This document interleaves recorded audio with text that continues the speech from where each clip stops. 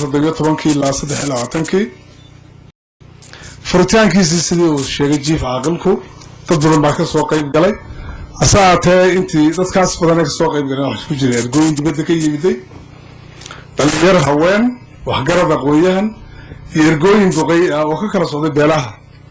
meelaha la degan yahay oo dhan furitaankii kadibna sida uu ii sheegay jiif caaqilku 400 ilaa 500 qof baa ku haray halkan oo muddo 7 cisho fadhiyay iyo qoliyo ka soo horeeyayba shirku ujeedada ugu weyn ee shirkan loo qabtay waxay ahayd waqtiyadii hore ma ay jirin dadku wuxuu ahaa dhaqankeenu in aynu iskugu tabin jirnay xogta iyo macluumaadkaba afka una iskugu tabin jirnay oo waxaynu iska ahayn dad afka uun iskugu tabiye wax laakiin maadaama noloshii casri ay noqotay maanta dhul badanna la kala tegay waxa laga maarmaan noqotay in dib u eegis iyo qorid lagu sameeyo xeerkii hore ee lahaayeen beelaha Habar Afaan maadaama ay maanta noloshu noqotay mid casri ah oo waayaheeda kala duwan wadata dhinaca kale shirweynuhu wuxuu ka hadlayay arrimaha ijtimaaciga ee la nabadgelyada siyaasadda arrimaha bulshada dhaqanka dhaqaalaha horumarinta deegaamaynta iyo ilaalinta deegaankaba iyadoo bartilmaameedku yahay sidii qayb looga qaadan lahaa arrimahaasi iyo iskaashi lagala samayn lahaa xukuumadaha Somaliland iyo kuwa aynu dariska nahay ee ay beelahani deegaanka ku yihiin gacana looga siin lahaa meelmarinta siyaasadda horumarinta nolosha ijtimaaciga guud ahaanba gaar ahaanna in la tilmaamo baahiyaha kala duwan ee ka jira deegaanadaasi tusaale baahida ugu weyn ee deegaanadani waa dhinacyada waxbarashada caafimaadka nabad guurka oo meel halisa maraya culayska kale ee haysta oo wax soo saarkii oo aanay dadweynuhu geyn karaynin suuqyada sababta ugu weynina waxay tahay dhinaca wadooyinka saas markay tahay shirweynuhu wuxuu ka soo jeedinayaa in iyadoo la iskaashanayo dowladda iyo shacabba loo hawlgalo sidii wax looga qaban lahaa dhibaatooyinkaasi iyadoo mudnaanta la kala siinayo sida waxbarashada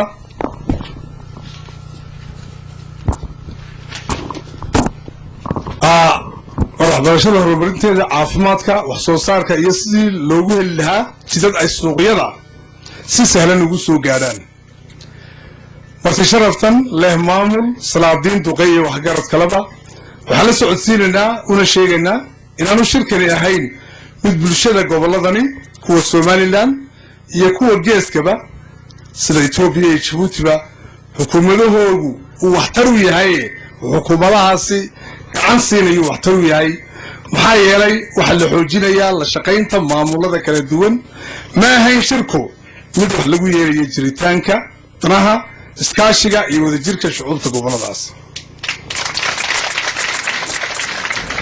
dhawaan waxaynu aragnay dad baa la sheegay inay wax ku qoreen joornaalada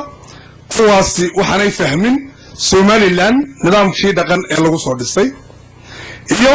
baahida loo qabo iswaafajinta dhaqanka iyo nidaamka dawliga shirkani wuxuu ahaa mid dhaqan oo lagu xoojinayo wadajirka iyo midnimada beelaha Habar Afaan waa midnimada kala gursi weeyaan midnimada beelaha Habar Afaan waxay dan u tahay xukuumadaha ay ku kala nool yihiin dadweynaha beelahaas ka tirsan iyo beelaha Gadabuursi Ciise Isaaq sidoo kalena beelaha reer Somaliland dhammaantoodba midnimada beelaha Habar Afaan dan baa ugu jirta cid walba waxa ugu weyn ee halkani ka soo baxay waa xeer amba ahdi loogu wanqalay xeerkii dib u habeynta iyo dib u eegista bulshooyinka beelaha Habar Afaan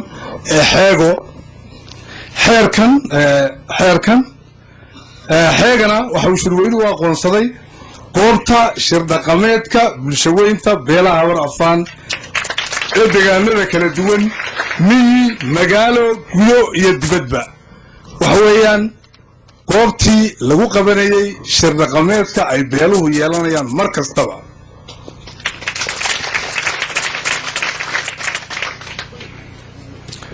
mabaadi'da guud ee xeerkani waxaa ka mid ah oo diiradda saaraya arrimaha unkidda nidaam iyo kala dambayn dhab ah oo ay yeeshaan bulshada beelaha abarafaan kuna dhisan wadatashi isqancin iyo guurti kala shaqaysa hoggaanka guud oo lagu maareeyo danaha guud ee beelaha abarafaan in la horseedo la dagaalanka dhaqan xumada da'yartana loo fududeeyo isguursiga iyo in la helo bulsho ku dhaqmaysa qiyamka diiniga ah iyo dhaqanka suuban ee ka hor imanayn shareecadda iyo mabaadi'da islaamka dhinaca kale shirweynuhu wuxuu soo dhoweynayaa in la abuuro iskaashi iyo isgarabsi dhex mara beelaha gadabursi sida markaasina beeshu waxay siinaysaa ahmiyad weyn iyo ka qaybgal buuxaba sidii layskaga kaashan lahaa sidoo kalena waxaa la soo dhoweynayaa nidaam xeer oo gadabursiga dhex mara balse inta aanu kaasi jirin habdhaqankii hore u jiray ee guud oon wadan xeerarkiisa looma arko amba shirka looma arko in wax faa'iidihii ka soo kordhayso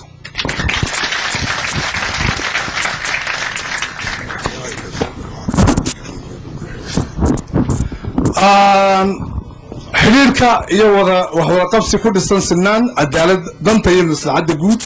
ee dhammaan beelaha reer somaliland beelaha kale ee dalalka aynu dariska nahay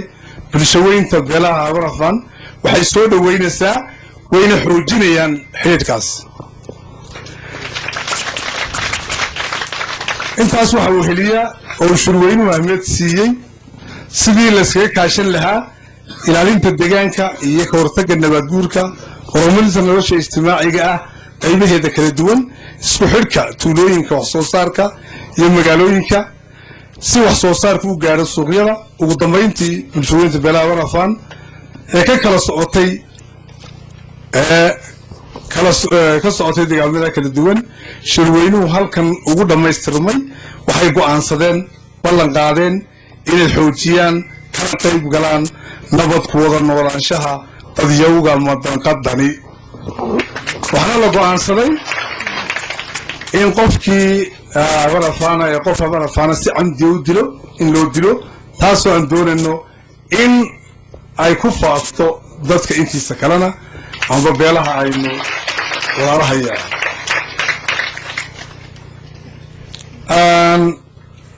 isla markaasina ay xoojiyaan ka qayb qaataan amniga iyo xasiloonida guud ahaanba gaar ahaana gobolada awdal salal gobolada kale somaliland iyo kuwa dalalka aynu dariska nahay ee ay degan yihiin beelahani maxaa yeelay salka noloshu waa nabadgelyada gabagabadii shirweynaha beelaha abarafaan wuxuu mudnaan koowaad siiyey in la soo nooleeyo dhaqankii suubanaa ee ay tolnimadu lahayd taasi oo ahayd sida ku cad mahmaada soomaaliyeed waxaynu la oran jiray waynu soo gaadhnay waa nin qaldan qabashadii iyo nin quman quweyntii maanta way isbedeshay arrintaasi waxaa laga dhigay tolnimadu nin qaldan quweyntii nin quman qabashadii taasaynu ka dhigannay arrintaasi waxa weeyaa shirweynuhu waxbuu iska weydiiyey waxaa la doonayaa muda diinta islaamku ina farasa dhaqankeennii subanaa ee diinta waafaqsanaana sidaasuu tilmaamaya marka in arrinkaasi loo rogo sidii saxda ahayd ayaa ugu waaweyn arrimaha dhaqanka ee la xoojinayay ayay ka mid tahay arrintaasi maanta dadweynaha sharafta leh ee soo cajiibay kasoo qaybgalka xidhitaanka shirweynahani waxaan ka codsanaynaa in lagu shaqeeyo mahmaada soomaalida iyo ayna faraysa iyo xadiiskii nabigeena salaatu wasalaamu calaykum salaatullah